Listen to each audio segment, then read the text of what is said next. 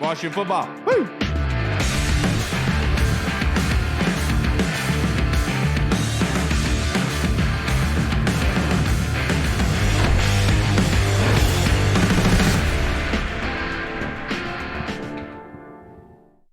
Hello, everybody, and welcome to the Burgundy Zone. I am your host, Kyle, and I am joined by my co-host, Michael Hall. The Burgundy Zone is a part of the Frederick Podcast Network. You can find out more by going to www.listofrederick.com. But I also wanted to say Key 103 and 106.9, the Eagle, are having their annual radiothon for the American Cancer Society and Relay for Life. You can text HOPE to 301-620-1031. All right, now we are joined by former Washington Redskin wide receiver, Mr. Armstrong himself, the deep threat. Thank you so much for joining us tonight, sir. How are you doing? I am good, man. How are y'all doing? I cannot complain. It is a little rainy here. The next couple of days is going to be raining a lot, apparently, but, we're used to it around these parts in the DMV. But, Anthony, the Washington Commanders traded back in the first round in the draft, and they took a wide receiver in Jahan Dotson out of Penn State.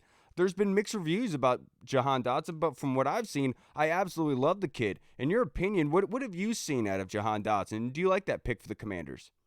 I think when they made that trade back, it kind of caught everybody off guard. Then the first report was that they only got a third and a fourth. So I was upset at first. I was like, that doesn't make sense. It's not right. When I saw they got the 16, I was like, okay, so at least they're still in play, but they got a little bit more draft capital, which is good. I'm not mad at that. So I figured a couple of their guys must have been gone, and I'm not mad at it. When you look at Jahan, I want to watch more tape on him, but looking at some of the highlights, like physically, he kind of looks like me. Reminds me of myself, right? He's got, slim frame. He's got some speed. He's able to, take a short pass and take it to the house. Good route runner. He's got good hands, strong hands. A couple things I know he's gonna face is press man. He's going to see how he handles press coverage. Because I know they showed the one highlight against Ohio State where he backhands it with one hand and then runs it in. So if you break down that play, in the beginning, that was a loss. The DB had him controlled, but he finished. He made a great play on the ball and he took it into the end zone. So that's what everybody remembers. So him against press is going to be the biggest thing that he has to worry about. But I do like the pick. I like how they built this team out over the offseason. At first, everybody was very critical. I was one of them. I was like, build a team, build a team, build a team. And I think things have come together pretty well, probably without not a lot of big splashes. There's not a lot of big sexy names out there. That's no disrespect, but hey, you can still build a team and not have a whole list of superstars, Right. Exactly. And speaking of building the team out, to kind of piggyback off that, it seemed that Ron Rivera kind of had that same idea that he wanted to build the team out and then kind of find that quarterback and kind of drop that quarterback in whenever the team was ready, in his eyes, per se. What is your view on Carson Wentz getting added to this team this offseason? How do you think he's going to fare this upcoming season? That's a great question. And honestly, this is the first time I've probably talked about it since it happened. Because everybody was saying, do whatever you got to get a quarterback. I'm like, that's fine. But when his name came across as the trade happened, I wasn't too excited. One, because it wasn't a name that anybody had heard, right. Russell and Aaron and the hopefuls. Yeah. But those people already said that they're not going. Right. So at first, it was like, what? Carson Wentz? And then, I've given myself some time. I was like, okay, look, we're going to be real about it and say, okay, we do have you would have to say we have the second best quarterback in the division. All right. We can argue to say that we have the second best quarterback, right? Yeah. With some, he did have higher QBR than Taylor did last year. So that means he made better decisions with the ball. Being real, a bad taste in my mouth comes from those last two games of the season against Jacksonville. I don't know who the other team was.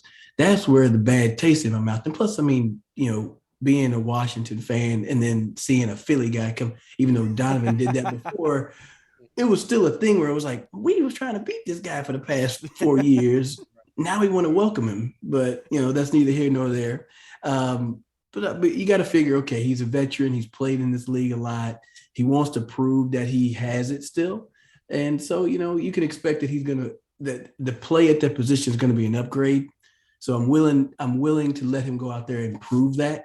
But initially I was just like, man, because after that, it was like the domino. It hit, that happened, and then the things just started going in the league. Everybody was like, oh, if they can trade Wentz, then who else is available? And it just went crazy. Makes you wonder, like, well, damn, what if we would have not, what if that wouldn't happen? What would this offseason be like? Absolutely, the butterfly effect, right? But back in Absolutely. 2011, Anthony, you were ranked the third highest in the league with your catch percentage, your catch or yards per catch, with being at like 19.8. So I would imagine that you would be salivating at the idea of playing with a quarterback like Carson Wentz who could stretch the field, right? Well, if he's gonna make great decisions with the ball, he does have a big arm. So yeah, you're gonna be excited for that. And when you go and see how they added in Jahan Dotson, if he's able to step in and make an immediate impact, he's gonna be able to feast on single coverage. Teams are doubling and finding a way to triple cover Terry because they knew the ball was going there.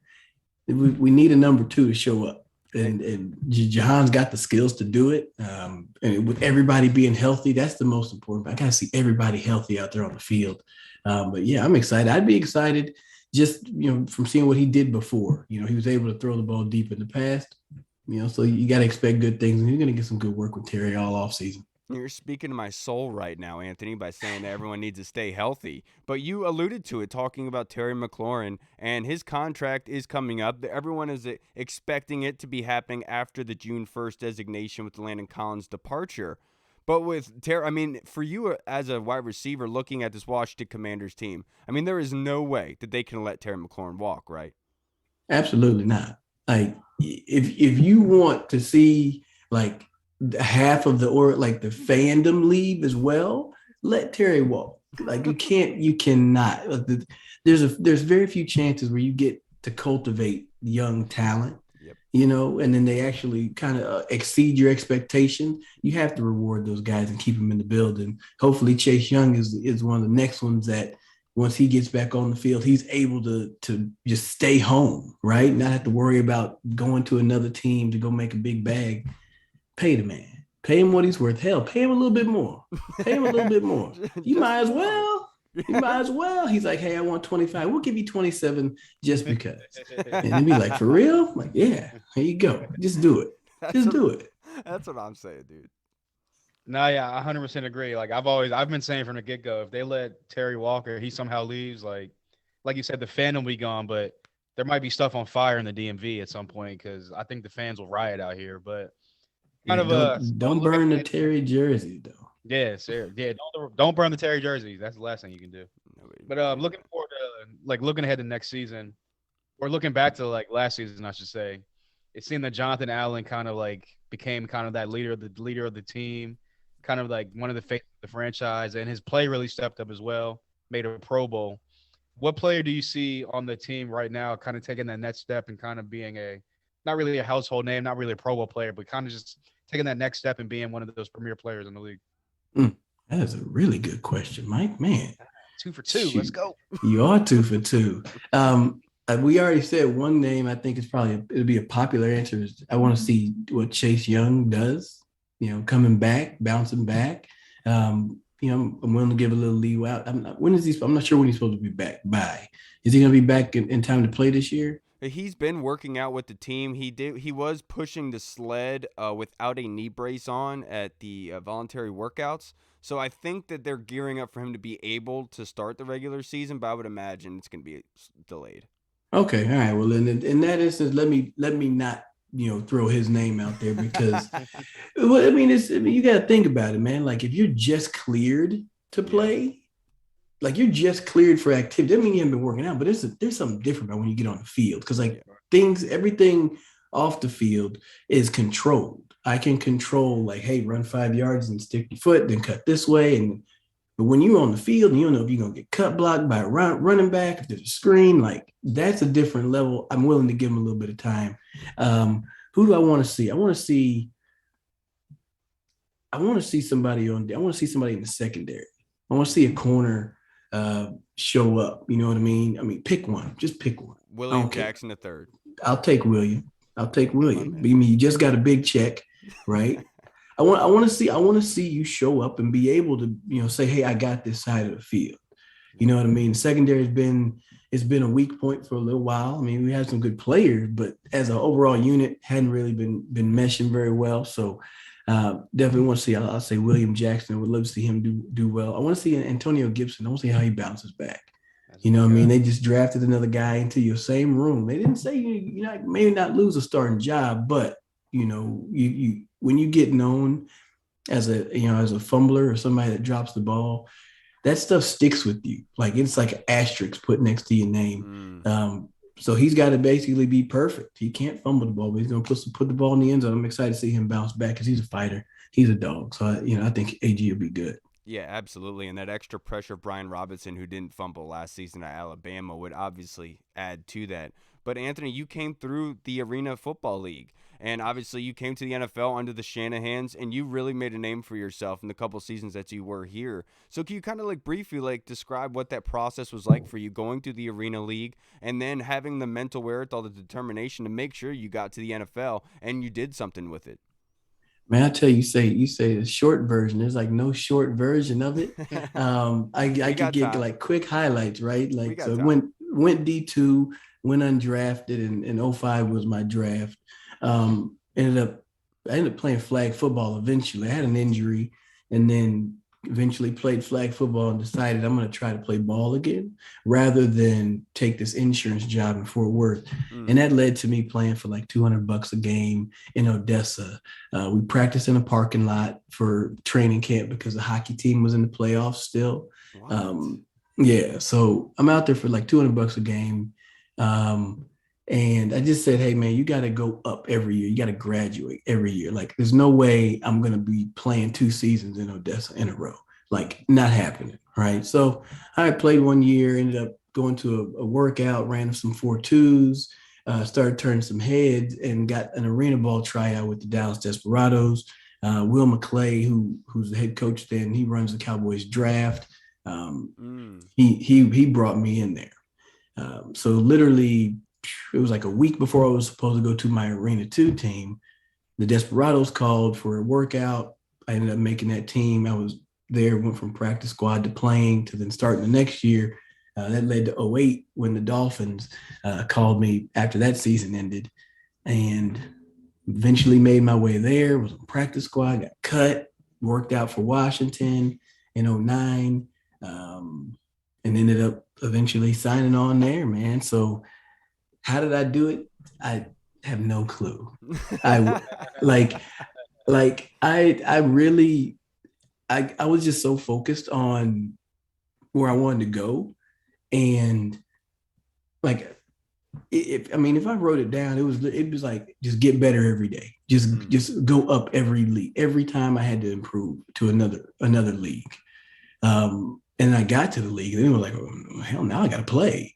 Now I got to get vested. I wish I would have said I want to play 10 years because I'd be still playing right now. I'd be the old guy in camp. And I came in with Joey Galloway being 37 years old, and here I am 37, but right. 39 now. But either way, it was just being. You look back at it now. One thing is manifestation. You say that you want to do something, and then your actions fall in line with that. And it's crazy how you end up where you want to be. So that kind of happened.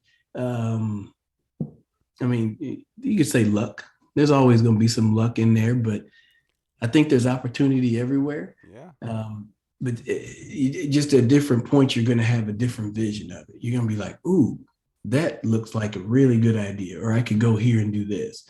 And that same opportunity could have passed you 7-8 times in the past. You just didn't recognize it. Right. So, Right. I don't know, man. I just was hungry. I wasn't ready to go work a regular job. I just was like, I'm gonna keep on going. I always felt like I could play. I just need to get in front of the right person. And we made it happen. Absolutely. And that's so funny you talked about the guy that brought you on the Desperados running the Cowboys draft, because your first career catch was against the Cowboys in week 1 of 2010. But in that being said, that was under the Shanahans with Kyle Shanahan, who's obviously the head coach of the 49ers. And everyone knows about him as the offensive mind. But can you kind of go into detail, like in your time with Kyle Shanahan in that offense, what you learned? Oh man, well, so Kyle, great players coach, very relatable. I mean, you see all the guys that came from his staff that are coaching now, they're all very relatable to their players.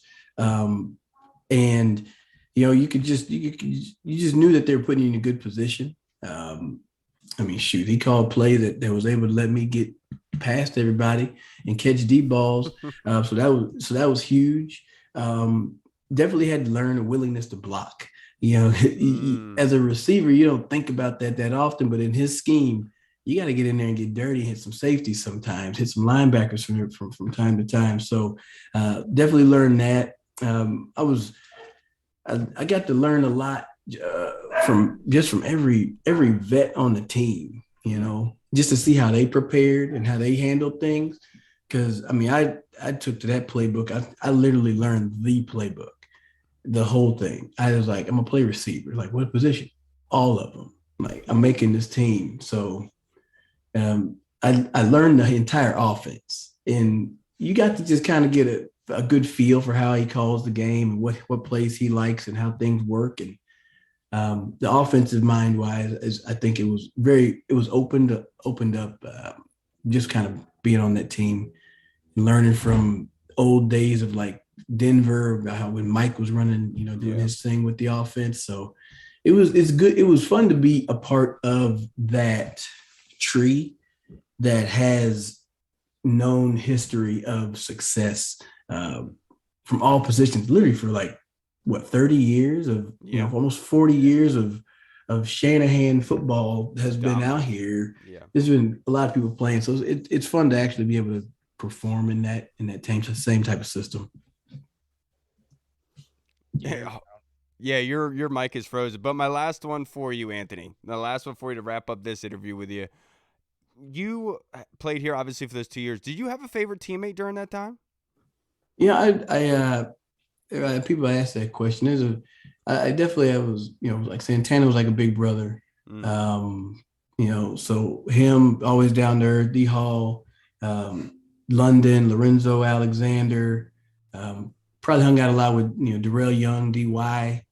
I was locker mates with Reed Dowdy, but I like when I went home though, like I was home, I didn't really, like I went to work, I was at work, I went home, I was at the house. I didn't really like go out much, and we didn't do too much. There was a year that, we used to go out and have a little receiver dinner. And then Donovan would come out too. So we would just go to Hooters or something like that and just kick it and chill. So those are probably the main folks, man. Those are probably the main folks, just the ones that were like, low key on special teams probably too.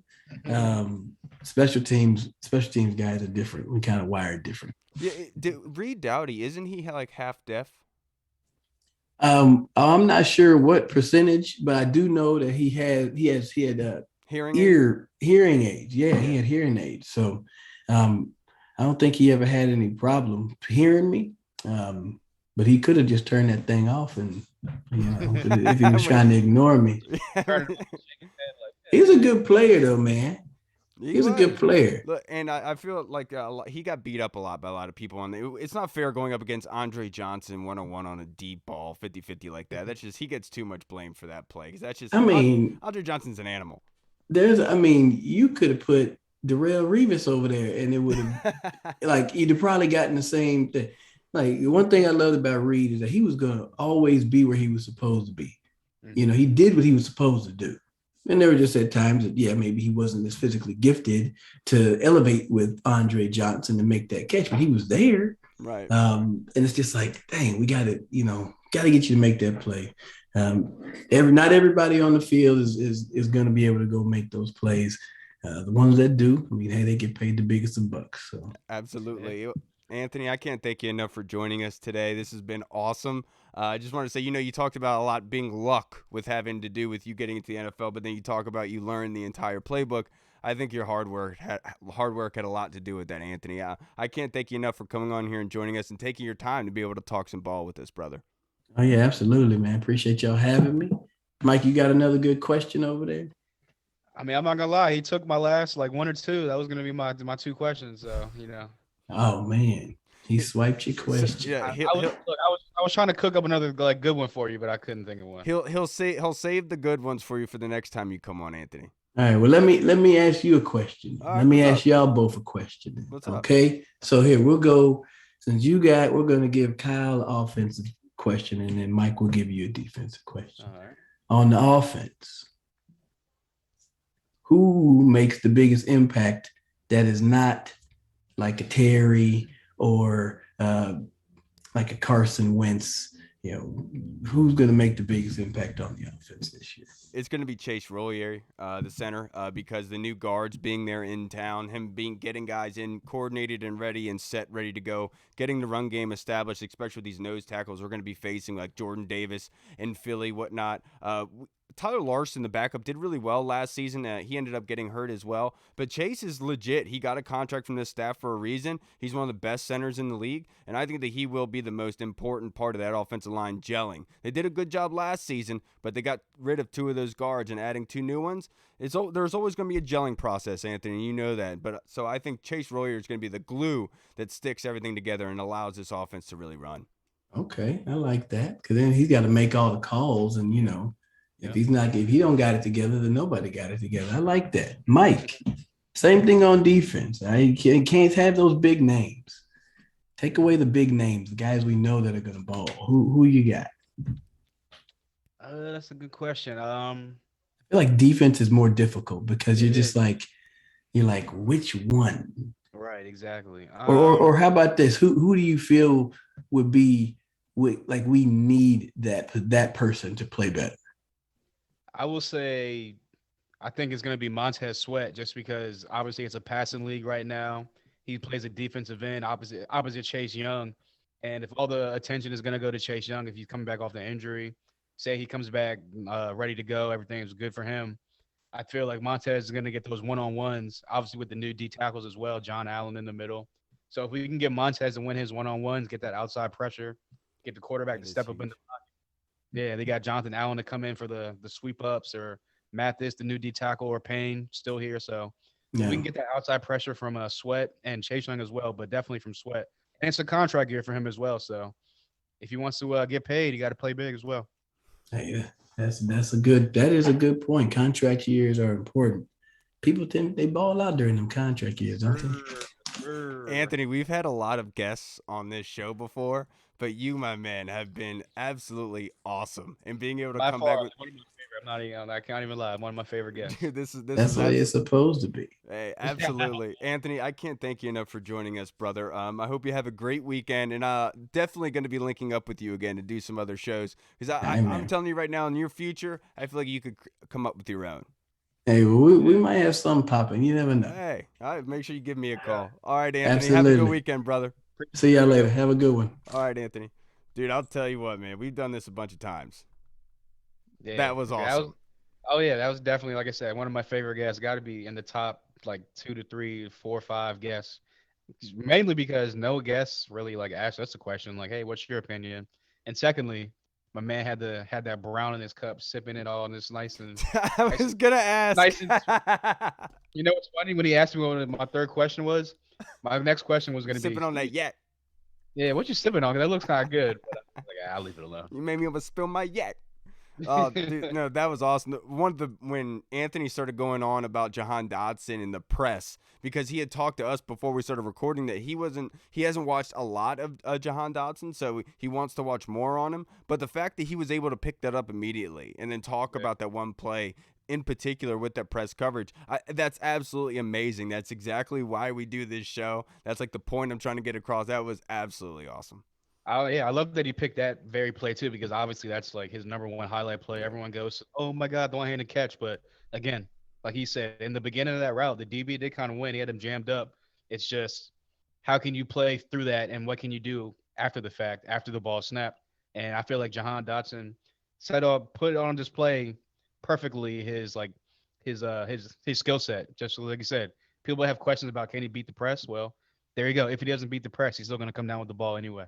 Absolutely. Now, before we're joined by our next guest, Mr. Coach Greg Curl, let's answer some fan questions to wrap up this show, everybody. And this first one is going to be coming from Scott Hartley in the UK. Oi! Of course, we got to start it off with the UK boys. Andy Burrows is actually going to be joining us for this whole episode because Reed actually is working tonight, so he won't be joining us. So we were going to have Andy here, but Andy lost power. He lost power earlier in the day, and he still isn't without it. They said it was going to be 3 hours. I'm pretty sure it's on hour 5 at this point. So we're with you, Andy. I hope everything is okay. You're not too cold or anything like that. Hopefully the power comes on soon. But Scott Hartley's question for us says, hello, mate. Now that we've had time to digest the draft, which prospect do you think will make the biggest impact for us in the coming season? My heart wants. Before you answer that, your defensive player. I wanted to say so bad, Percy Butler. I wanted to say it so freaking badly. I know, so did I. But I was like, you know what? Montez is in a contract year, and like you said, Anthony put it well. Usually in contract years, big time players make big time plays. So hopefully, Montez is going to be making some big time plays. But as far as the rookies go, my heart wants to say Brian Robinson, just because I feel like this coaching staff is going to fall in love with just how much power he brings, and how he's a pure runner. And like the big knock on Antonio Gibson is he doesn't really know how to find those holes like fluently and all the time as a running back, just because he played receiver in college. So I feel like they're going to fall in love with just how he hits the hole, how hard he hits it, and how much power he runs with, how much aggression he runs with. And he's kind of sneaky out the backfield as well. But my brain is going to say my guy Percy Butler, just because Ron Rivera loves the guy so much. And I just think that they already say he's going to be on the field at least 50% of the snaps. So I definitely think that Ron and his coaching staff has big plans for this guy.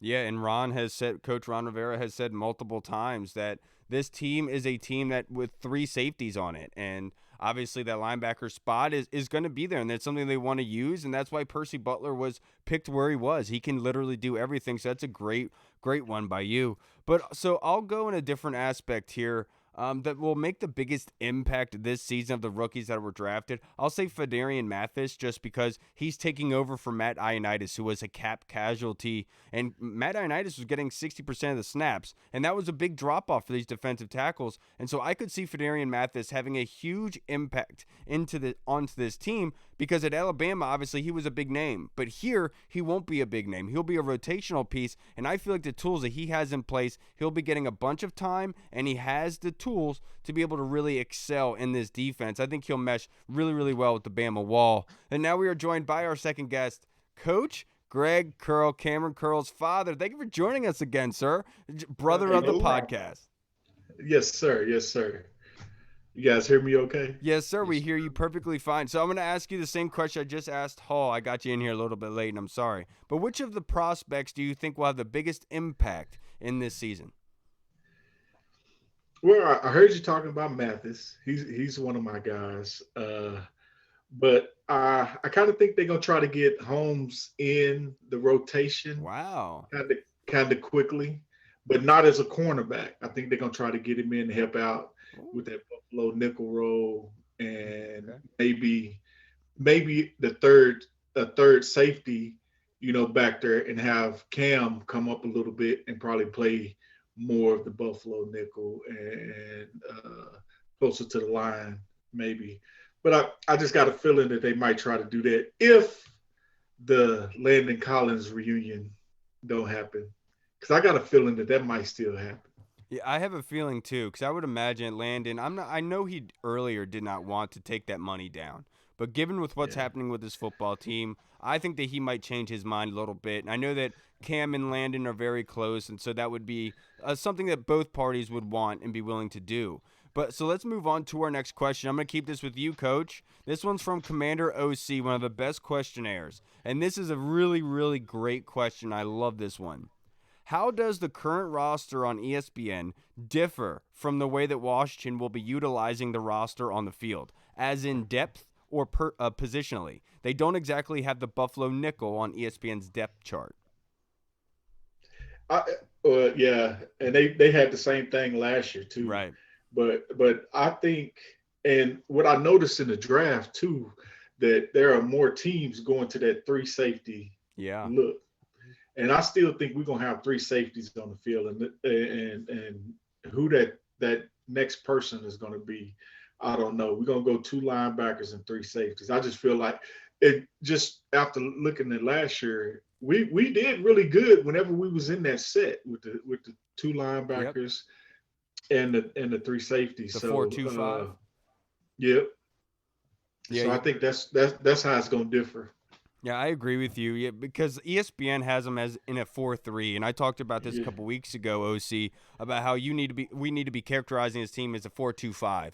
Just looking at it straight up as a 2 linebacker defense, and obviously that's what ESPN lacks. And like they have Jamin Davis listed as the Mike, they have Cole Holcomb listed as the Will, so obviously that should be switched around a little bit. Right now, if you're looking at this as a 2 linebacker defense, I'm sitting here saying Cole Holcomb is the Mike and Jamin is the Will or Sam linebacker, given with what formation the offense is in. But you're 100% right. They have to be able to add in that safety spot. I know that the terminology is different for everybody, but like Rover or the Buffalo nickel, just adding an extra DB spot I think would probably be the smartest thing for everybody involved, especially somebody like Landon Collins, who, like you said, could possibly be coming back. Because his role is not a linebacker. It's not really a safety. You know, it's you got to make the position for it, to OC's credit. What about you, Hall?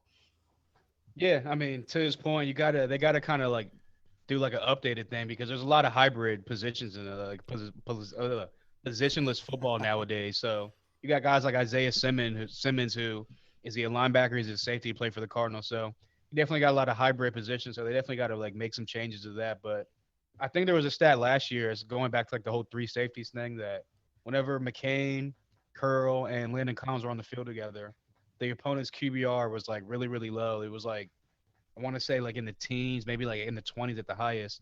And then whenever one of them was off the field between those 3, it was like in the 80s, something crazy. So I definitely think that coach has already said that he's not like a really big analytics guy, but he definitely looks at the numbers and has a guy that punches all the stats for him. So I definitely think they love going in that 3 safety set, and we're definitely going to see more of that 4-2-5 defense out there a lot more this year.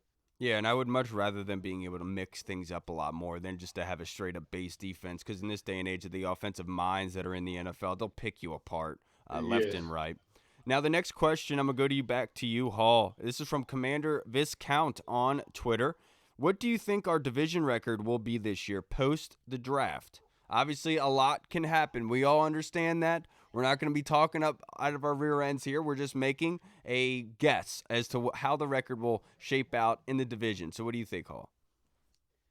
I think we'll be probably somewhere around 3-3, 4-2. I think we sweep the Giants, just because I feel like for so many years the Giants have had our number, but I feel like the tides are kind of turned and we're just going to roll over them. But we'll see. But I think we beat the Giants twice, and then I think we split both times with Dallas and Philly. Possibly. That would be like the best thing. But I'll say 4-2, possibly 3-3.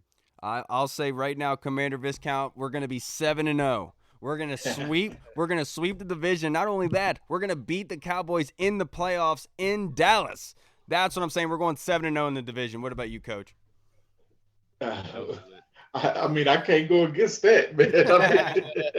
I can't go against that. Hey, worst case scenario, I'm thinking of 4-2. Worst case, really? Scenario. Yeah. I mean, man, listen, I just think that defense is going to click. I think Carson Wentz, we're going to get the Carson Wentz from the playoff Carson Wentz. He got so many, options to go to. Yeah. And then even our running game, oh my God. I mean, we got so many guys you could plug and play, move them out into tight end or wide receiver positions, put them in the slot. I think we're going to do pretty good, especially in the division. Yeah, and to your point, Coach, they were 11th in rushing last season. They averaged 121 rushing yards per game. So just to piggyback off that, you're absolutely right. That should be where they really do well at, especially running the football. Obviously, the Colts were second in the NFL last season in Indy, so hopefully that transitions over here to Washington. I would love to be able to have a top 5 running game. It would make the offense and the defense so much better. Yes. And now the next question that we have, Coach, this is from the Colonel. I know that you've been waiting to have a question from the Colonel. What if he's saying, how in the hell can we be defended against with Carson Wentz's arm and all the speed of our wide receivers? It's going to look like a track meet. He said, I'm serious. Just by way of discussion, what if we lined up all 3 of our burners and told them to run as fast as they can and that Carson was going to heave it as far as he could? Who's going to stop him? Is he right, though? It's going to be a track meet with a long arm, right? Yes. I think so, man. Like, I go back to the interception we threw in Dallas when Diggs got the interception. The only reason he got the interception because the ball was thrown short. Yes, it was. Inside. Off the snap, Terry was gone. You know, we got guys that I mean, what's going to happen is they're going to help our running game because people are going to be scared of that speed and they're going to back up a little bit, you know, because when you get one-on-one, we get one-on-ones. I'm like the Colonel, air it out. If they need to go in the huddle, Terry and them need to go in the huddle and say, hey, if you look over there and see me one-on-one, just throw it. Yeah. You know what I'm saying? Just throw it, man. And Terry should have that in his contract extension with the team. When I tell you that, just heave it. And I'm sure Carson would obviously oblige. But you're absolutely right, Colonel. But let's just add some context on top of it, right, Colonel? You're right. Curtis Samuel obviously has to stay healthy. Terry has obviously been proven to be excelling the best in his game when he's deep downfield, which goes to Carson Wentz's strengths. Yeah. Then Diami Brown obviously mirrors a lot of that without even talking about the addition of Jahan Dotson.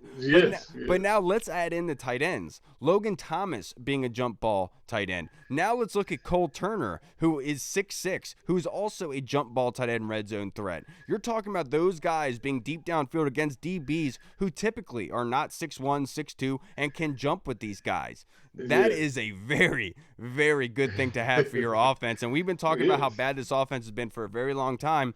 But Mike Hall, I'll know about you. This offense is looking clean. Yeah, I mean, 100%. This is probably going to be the most weapons, the best offense we've seen since probably the Kirk Cousins, Deshaun Jackson, Jordan Reed, Pierre Garçon days where he was putting up like 4,000, almost 5,000 yards, just throwing bombs to D-Jax when he was leading the league in yards per catch. Obviously, you had Pierre Garçon like working all 3 levels, tough guy, getting all the yak after the catch. So, I mean, we pretty much got the same thing here. Like you said, it's going to be a track meet. Everyone runs a 4-3, 4-4. Even Antonio Gibson runs like a 4-3 or 4-4, like something like that. So you got twin towers and tight ends out there. So I definitely think that look, they put everything in place for Carson Wentz to succeed. So if anything goes south, anything goes haywire this year, you know exactly who it was on. So all we wanted for the longest time was get an offense that can push the ball down the field, make explosive plays, and put some weapons around the quarterback for him to succeed. And they've done all 3 of those things. So it's just now in Carson Wentz and Scott Turner's hands to dial up the plays and put some points on the board. Yeah, and remember, like we're talking about this aired out vertical offense, right? This bombing down the field, really exploding down the field, right? But now let's couple in the fact that they just drafted Brian Robinson, that they were 11th in rushing yards last season in the NFL. Not only can they hit you deep, they want to punch you in the mouth by running the ball through the ground. And somebody like Brian Robinson on third downs or just being that rotational back with Antonio Gibson, nobody is going to be wanting to be tackling BR late in the game, especially in cold weather games. Derrick Henry is obviously the most time he produces is in the fourth quarter because nobody wants to tackle that guy. And that's what Brian Robinson is for. I absolutely love that pick. But now the next question, I'm going to go to you, Coach. Oh, sorry. What are you saying, Hall? No, I was just going to say also, like, people are talking about all the downfield stuff and what Carson Wentz can do, like, with his big arm. But if you look back at last year, like, it was a lot of 3 and outs, a lot of, like, a lot of third down conversions being made by this offense. Well, a lot of that was due to the quick game, like the quick outs, the quick game, stuff like that. And Carson Wentz has the arm strength to hit those quick outs, to hit those quick slants, hit those little comebacks and stuff like that. So I definitely think, like you said, they're going to move the ball. It's going to be the best offense we've seen in a while. So I'm just Can't wait, honestly. Yeah, and to your point, Hall, the Commanders last season were 24th in the league for yards per completion at 9.7. Indianapolis was 17th, and they were the second leading rushing team in the NFL. So obviously that number gets ruined a little bit. Yeah, so obviously Washington needs to get better from being at 24th. But the next question, I'm going to go to you, Coach Curl. This is from Jeff Miles in our Discord chat server. Start your own franchise. What's your name, the city, colors, head coach, and your number one draft pick? It could be any player in NFL history. So let's go with the draft pick first. Cameron Curl. Obviously, we should have known that. Yeah, I mean, yeah, that's number one. All right, now that you've picked your player, your number one draft pick, who's your head coach? Me. Hey, you're killing this right now. What about what colors? Probably orange and black. Those are my high school colors. Orange and black, you like that? Yeah, the orange and black with white trim. Those are my high school colors. I thought that was pretty fire. And what about city? Are you staying? Where are you staying down south? I don't know.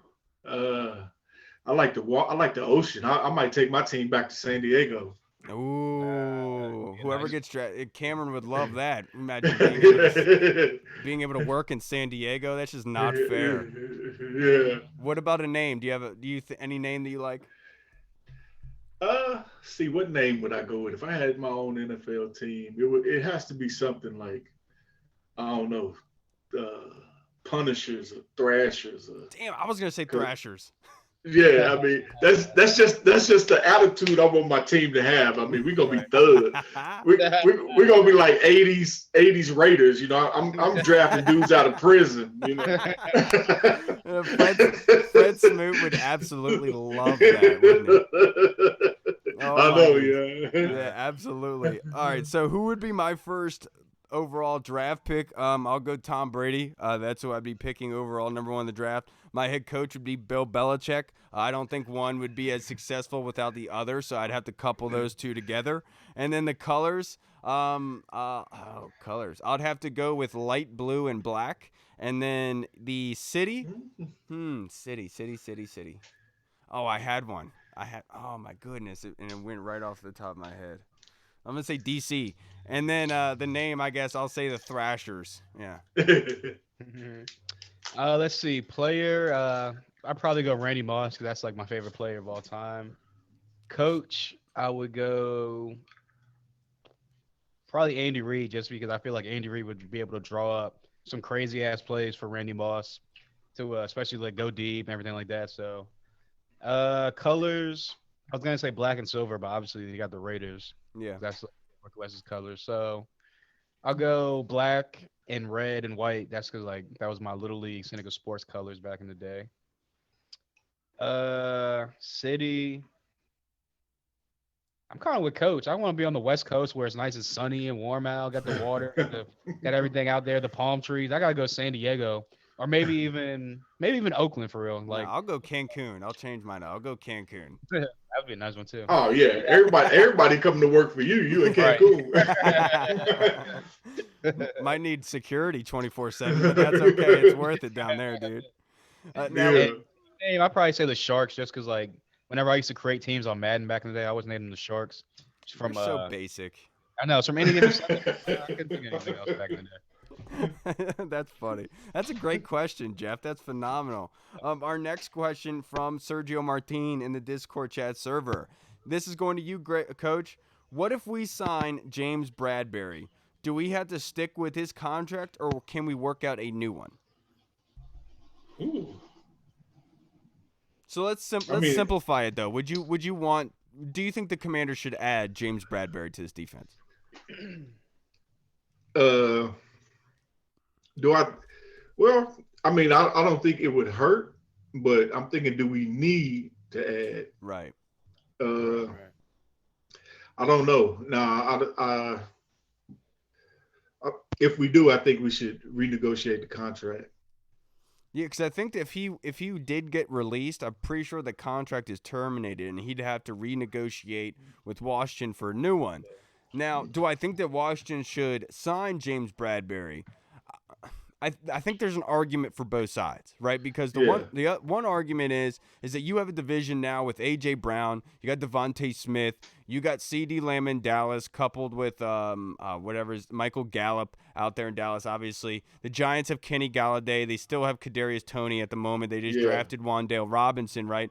And so that would make sense for you to bring in another guy that could come in that knows Ron Rivera's system. Ron Rivera drafted, he sculpted, groomed this guy from a rookie and started him as a rookie and be able to blossom him into a starter.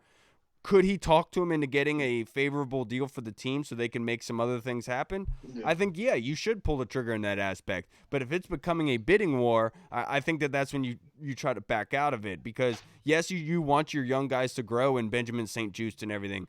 But if you think that you're ready to compete now, is it good to be able to leave that up to chance? Whereas if you were to sign James Bradberry, you'd be guaranteeing that you're going to have a good passing defense to an extent, right? But that's what my whole thing is. That's the other side of the argument is like you have Benjamin St-Juste, you got Kendall. Do you really want to take their growth out of it by signing James Bradberry? But that goes into it if you're ready to compete now or not. And that's just my opinion. What do you think, Hall? Yeah, obviously it's going to make the cornerback room and the defensive back room better if you sign a guy like that, just because he has some talent. Like you say, he already knows the system. He can come in, kind of hit the ground running from day one. But as far as him kind of fitting in, obviously you got William Jackson on the outside, and then he's not really an inside guy. I don't think he can play the inside really at all. So you put him on the outside, then what is Kendall Fuller going to get pushed inside where – he kind of struggled last year. He played better when he got moved to the outside. So it's kind of like you're taking away just one guy's strength and pushing him inside to make it his weakness or something like that, or something along those lines. But so, like you said, if this is why Coach Rivera talks about fit as much as he does. You're absolutely right, Hall. Yeah. So if it's like a low signing, because like you said, he gets released, you got to renegotiate a deal, sign for whatever he can get. So if it's one of those low risk, high reward type deals, then like a low risk signing, but incentive based, and you get like I said, high reward, then I would be for it. But yeah, like I said, I don't know how I feel about pushing somebody else kind of outside of a role that they're already comfortable with, a la like Kendall Fuller or somebody like that. And like you said, we still got Benjamin St-Juste too. They drafted last year, and due to concussions, he was kind of out of the mix. So kind of still want to see what he has to offer as well. Yeah, I'm sure the concussions had a lot to do with it, but I feel like other circumstances had a big part in why he wasn't playing at the end of that season. But the next question that we have is from Mike Puckett on Twitter, our guy who was just on our show on Monday. Thank you, Mike. He said this is a scheduling question. If you could pick one game, Hall, not in the division, to be a primetime game, who would it be, which primetime day, on which week?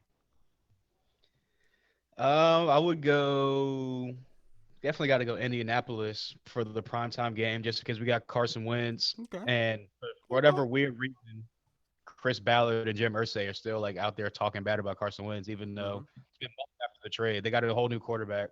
Yeah, they still keep talking about him. It's kind of weird, but so I'll definitely go against Indianapolis, over in Indianapolis. We play them away this year. Sunday Night Football.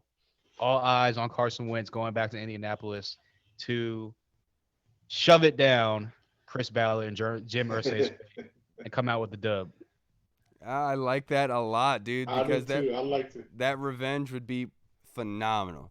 But I'll say Puckett. I'll say the 49ers, Kyle Shanahan. I have a lot of respect for Kyle Shanahan as an offensive coordinator, as a coach, as a human being. I think he's really good in that aspect. But I want my revenge for when he brought out the captains at FedEx Field. So give me the 49ers.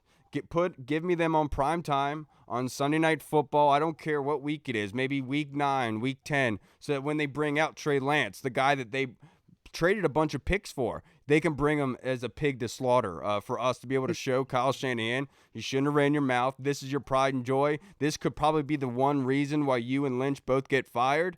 Put that on prime time and let us go to work on the 49ers and Trent Williams, who walked and, crapped on Washington a little bit. We all love Trent, but he went and signed with somebody else with Kyle, and I want my revenge for that. So let's go primetime with the 49ers. Let's go week 10, Sunday Night Football.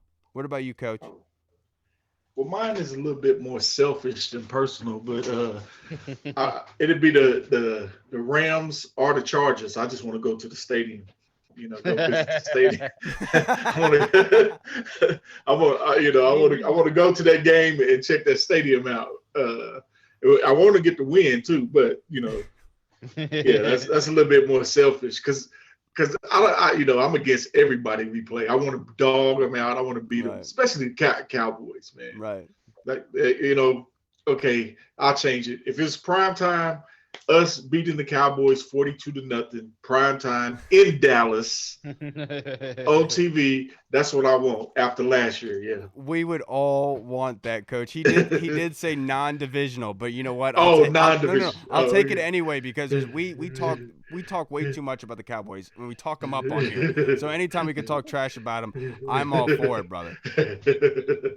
No freaking kidding. But, Coach, before we get out of here to wrap up this episode, I wanted to ask you how you felt the draft went. Obviously, I talked to you. I messaged you after the first round, and you liked the pick. So after the draft has been here, we've been able to sit about it, think about it, let it gel and simmer a little bit. How are you feeling about the draft? Well, I'm feeling better than I was doing the draft after I sit and think. And like you guys said, Coach always talking about fit. And I know a lot of people were screaming about, some of the linebackers they should have took and all that stuff. But you look at the linebacker room, we got some young linebackers in there. Yeah. With Davis and Harris. Harris came in last year. I forgot who he's playing. I think Davis got hurt. Or Holcomb, one of them went out, and he came in and got a sack right away. Oh yeah, slipped under there. Got a sack right away, and he's coming along. He knows the system pretty good, and for a reason they signed him on, for this season 2. So we good in that area, and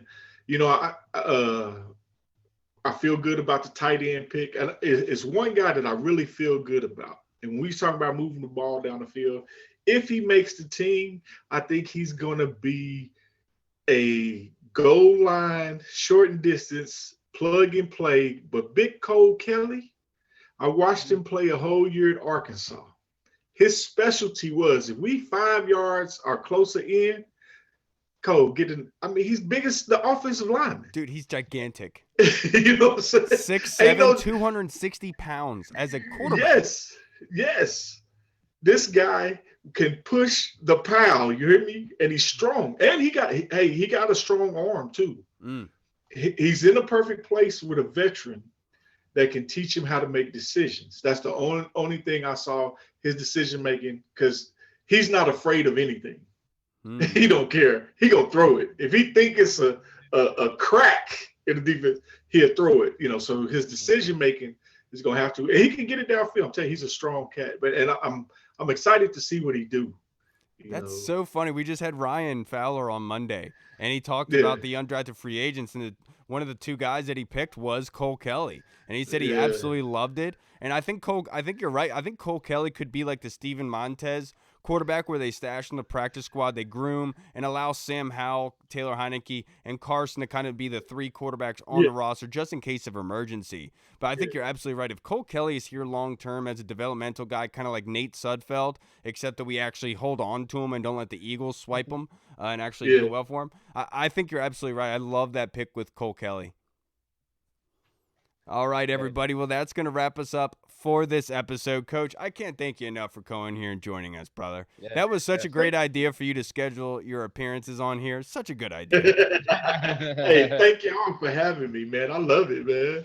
Dude, I love it. Blast. I was out doing some things. I come running in the house. My wife was like, "Why are you running?" I said, "I got a podcast. That is awesome, sir. All right, everybody. That's going to wrap us up for this show. I'm Kyle. I'm Hall. Coach Greg. And we will see you guys again on Monday. Have a safe, great weekend. And again, just to let you guys know, on Key 103 and 106.9 The Eagle, they're having their annual radiothon for the American Cancer Society and Relay for Life. You can contribute by texting HOPE to 301-620-1031. Help in any way you can, everybody. That would be great of you. All right, everyone. Be safe. We love you guys. Washington football. Woo! Woo! Hey, what's up, everybody? It's Kyle. I just wanted to say thank you so much for watching, and if you liked what you saw, make sure you hit the subscribe button and the notification bell. That way you get notified when anything new is uploaded to the channel. Also, we just launched theburgundyzone.com. You can go there and find all of our latest news, articles, and the latest episodes that are uploaded. Again, we also have the Discord chat server, where all of our VIP folks are in, like Andy Burrows, Scott Hartley, Sergio Martin is in there as well. Don't miss out on the Discord chat server. Go and check that out. Until next time, everybody, Washington football. Woo!